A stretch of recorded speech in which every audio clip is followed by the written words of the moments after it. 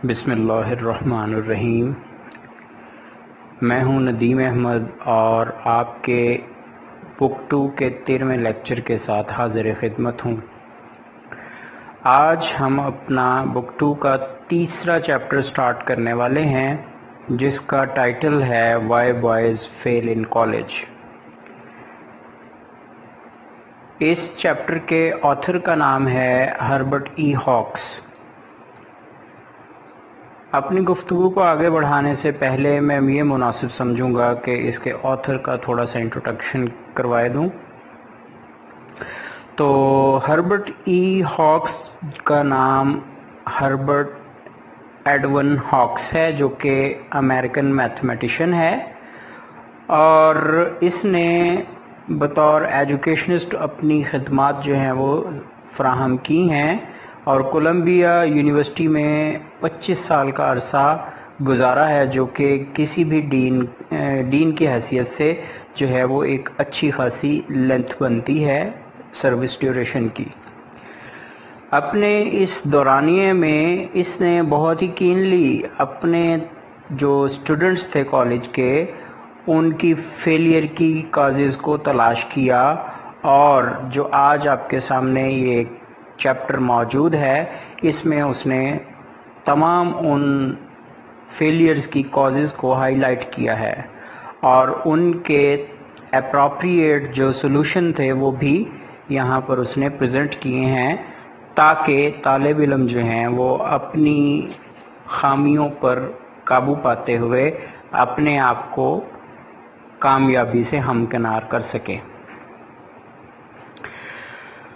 اب دیکھتے ہیں جی title, why boys fail in college. تو یہ سینٹنس جو ہے یہ ایک ڈیکلریٹو سینٹنس ہے۔ یہی وجہ ہے کہ نہ ہی یہاں پر کوئی کوسچن مارک دکھائی دیتا ہے، اور نہ ہی آپ کو وائی کے بعد کوئی ہیلپنگ ورب دکھائی دیتا ہے، جس سے یہ ظاہر ہوتا ہے کہ یہ ڈیکلریٹو فارم ہے، یعنی بیانیہ جو اسٹیٹمنٹ ہے یہ دی گئی ہے کہ لڑکے کالج میں کیوں فیل ہوتے ہیں۔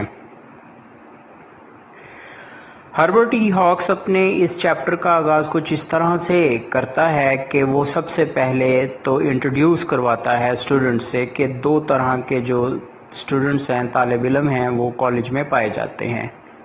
جو فیل ہوتے ہیں۔ فیل ہونے کو وہ کیٹیگرائز کر رہا ہے، فیل ہونے والے اسٹوڈنٹس کو، کہ ایک تو ان میں سے وہ اسٹوڈنٹس ہیں جو کوشش کرتے ہیں لیکن پھر بھی وہ کامیاب نہیں ہو پاتے، اور دوسرے تو وہ ہیں جو محنت ہی نہیں کرتے، کوشش بھی نہیں کرتے، تو ان کی ناکامی تو یقینی ہے۔ ان دونوں قسموں کا جب تعارف کرواتا ہے تو پھر آگے وہ تفصیل سے اس کیٹیگری کو ڈسکس کرتا ہے who don't try، وہ طالب علم جو کہ کوشش نہیں کرتے۔ سب سے پہلا پیراگراف اس چیپٹر کا جو ہے، اس میں جو طالب علم جن کا ذکر کیا گیا ہے ان کی فیلئر کا، ان طالب علموں میں، ان بوائز میں جو پرابلم ہے، جو سبب بنتی ہے ان کی فیلئر کا، وہ ان کی وہ ہیبٹس ہیں جو کہ اعصاب شکن ہیں۔ تو پہلا جو میں نے ٹائٹل دیا ہے وہ ہے نروس ہیبٹس، اعصاب شکن عادات۔ تو وہ کیا ہیں جی؟ وہ کس وجہ سے جو ہے وہ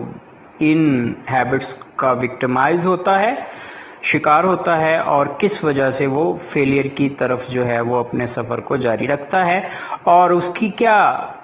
ریمیڈیز ہیں جو آتھر کے نزدیک ایک سولوشن ہے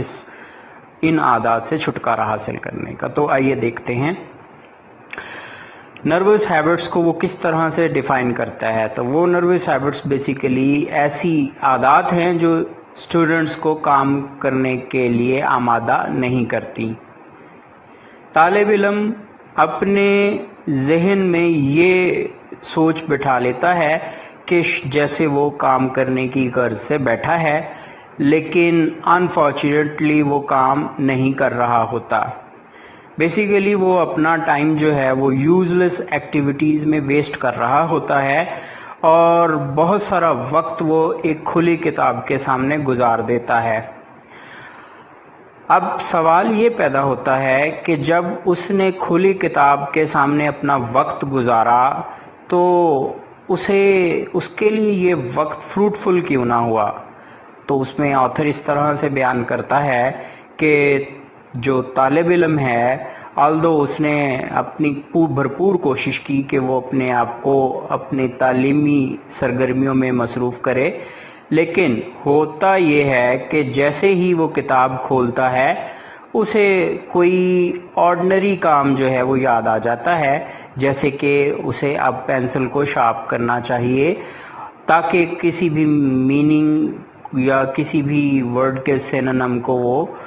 لکھ سکے۔ تو کیا کرتا ہے جی، وہ اپنے پاس موجود جو پینسل ہے اسے شارپ کرنا شروع کرتا ہے۔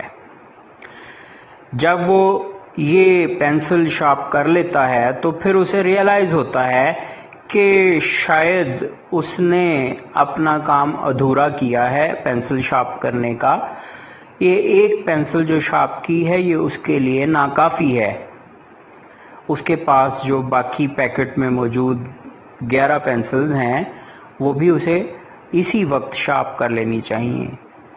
تو وہ طالب علم جو ہے بجائے اس کے کہ وہ ایک پینسل جو شارپ ہو چکی تھی اس کو استعمال میں لاتے ہوئے اپنی سٹڈی کو آگے بڑھائے، وہ باقی ان 11 پینسلوں کو بھی شارپ کرنا شروع کر دیتا ہے اور اس طرح سے اس کا کافی سارا وقت جو ہے وہ ان سرگرمیوں میں گزر جاتا ہے۔ اب طالب علم اپنے طور پر یہ سوچتا ہے کہ جیسے اس نے اپنے آپ کو مصروف کر لیا ہے تعلیمی سرگرمی میں اور وہ بہت محنت کر رہا ہے، بدقسمتی سے ایسا نہیں ہے، وہ محنت نہیں کر رہا بلکہ اپنا وقت جو ہے وہ ان فضول سرگرمیوں میں ضائع کر رہا ہے۔ تو ایسا طالب علم جو ہے وہ اپنے آپ کو ناکامی کی طرف جو ہے وہ سٹیئر کر رہا ہوتا ہے اور الٹیمیٹلی جو ہے وہ امتحانات میں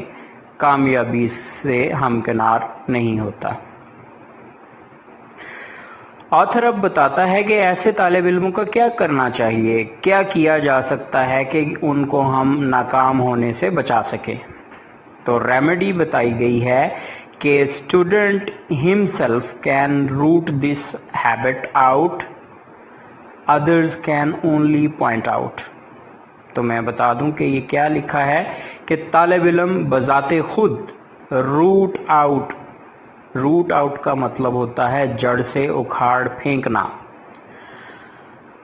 طالب علم خود سے اس عادت کو جڑ سے اکھاڑ کر پھینک سکتا ہے، جو ہیبٹ اس کے اندر پائی جاتی ہے اپنے وقت کا ضیاع کرنا، جو ہے وہ اپنے وقت کو ضائع کرنا، اس ہیبٹ سے چھٹکارا وہ خود ہی حاصل کر سکتا ہے۔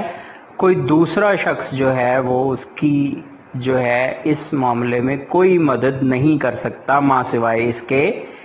کہ اونلی پوائنٹ آؤٹ، کہ وہ اس چیز کی نشاندہی کرے کہ آپ اپنا وقت ضائع کر رہے ہیں۔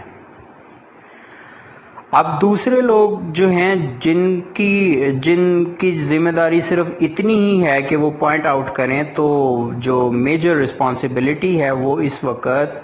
اس اسٹوڈنٹ کے شولڈرز پر ہے جس نے اپنے وقت کو ضائع کیا ہے اور وہ اسی طرح سے ہمیشہ ہی اپنے کتاب کو سامنے رکھتے ہوئے اپنے وقت کو ضائع کرتا ہے۔ تو اس کو یہی سجیشن آتھر دیتا ہے کہ وہ پہلے تو اپنی ان عادات کو کوشش کرے کہ ٹھیک کرنے کے روٹ پر لے کر آئے، اگر ممکن نہ ہو سکے تو اپنا جو سٹیٹس ہے، جو اپنا طریقہ کار ہے، اس کو بدلنے کی کوشش کرے۔ تو اس طرح سے جو ہے اس کی یہ جو نروس ہیبٹس کی وجہ سے جو ناکامی ہے وہ کامیابی میں بدلی جا سکتی ہے۔ یہ تو وہ پہلی قسم تھی جس کا ہم نے ابھی تذکرہ کیا ہے اور اس کا جو مناسب حل تھا ہم نے اس کا بھی ذکر کیا۔ اب ہم چلتے ہیں جی وہ دوسری قسم کے طالب علموں کی طرف جو ناکام ہو جاتے ہیں کالج میں، کامیابی حاصل نہیں کر پاتے. تو کون سی وجہ ہے جو انہیں ناکام کر دیتی ہے؟ تو آتھر کے نزدیک وہ جو دوسری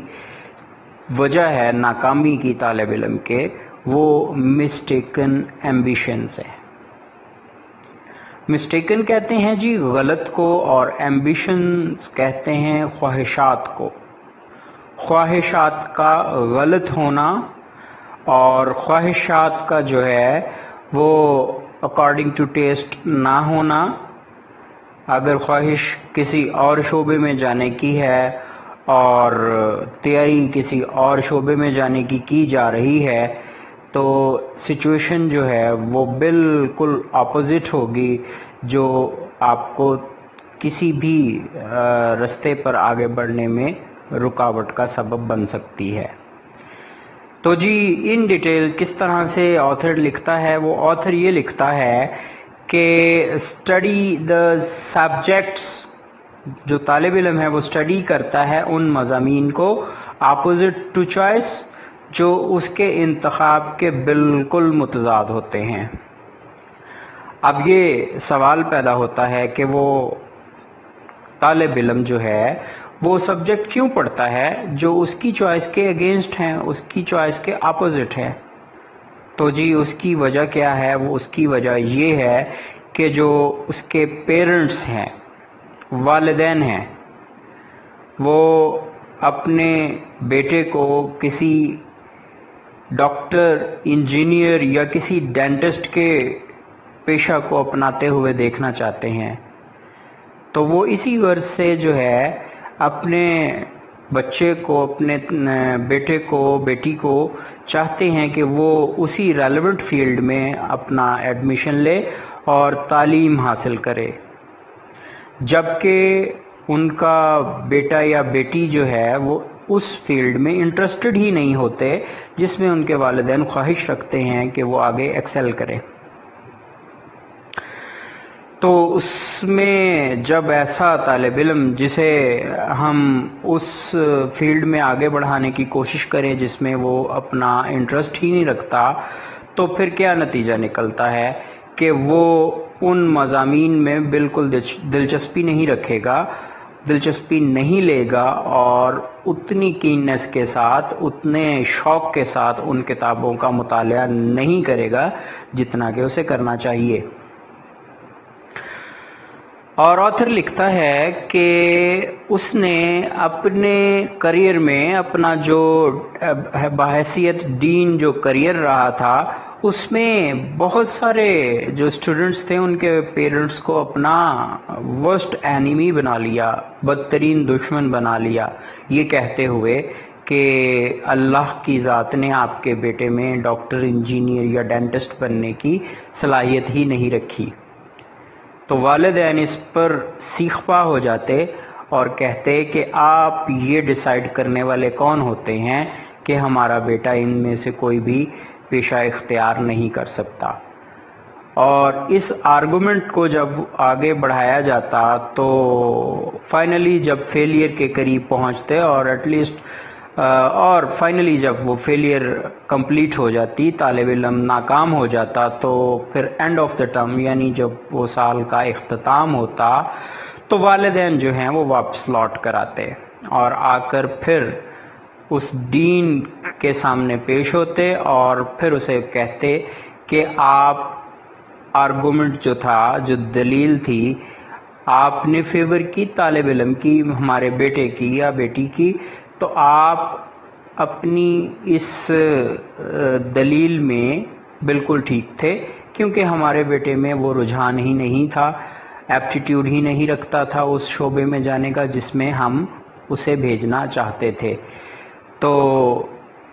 بعد میں جب انہیں ریئلائز ہوتا ہے تو تب جو ہے وہ وقت ہاتھ سے نکل چکا ہوتا ہے اور اس طرح سے جو ہے وہ طالب علم ناکام ہو جاتے ہیں. اس دوسرے پوائنٹ کو سمجھنے کے لیے ایک بہت ہی سمپل سی میں مثال دیتا ہوں، اور وہ مثال جو ہے وہ ایک انڈین مووی کی ہے جس کا نام ہے 3 ایڈیٹس. اس میں 3 کردار ہیں، باقی 2 کرداروں کا تو شاید مجھے نام اچھے سے یاد نہ ہو، لیکن جو کردار جس کا ریفرنس میں یہاں کوٹ کرنا چاہتا ہوں اس کا نام ہے فرحان قریشی۔ فرحان قریشی ایک ایسا کردار ہے اس کہانی کا کہ وہ جو ہے وہ فوٹوگرافر بننا چاہتا ہے، جبکہ اس کے والدین جو ہیں وہ کچھ اور ہی اس سے ایکسپیکٹ کرتے ہیں، اور وہ اسے انجینئرنگ یونیورسٹی میں اس کو ایڈمیشن دلا دیتے ہیں۔ اب ہوتا یہ ہے کہ کنسسٹنٹلی جو ہے اس کی پرفارمنس پور رہتی ہے، وہ خاطر خواہ کارکردگی کا مظاہرہ نہیں کر سکتا، جس کی وجہ سے اسے بھی خاصی پریشانی رہتی ہے اپنی پرفارمنس کے ڈکلائن کی، اور پیرنٹس بھی جو ہیں وہ افسردہ دکھائی دیتے ہیں۔ تو فائنلی جو یہ ہوتا ہے کہ وہ جو ہے اپنے جس پروفیشن میں والدین نے اس کو جو ہے انوالو کیا تھا وہ اس میں مناسب طریقے سے کارکردگی نہیں دکھا سکتا، اور آخرکار جو اس کہانی کا پروٹیگنسٹ ہے، ہیرو ہے،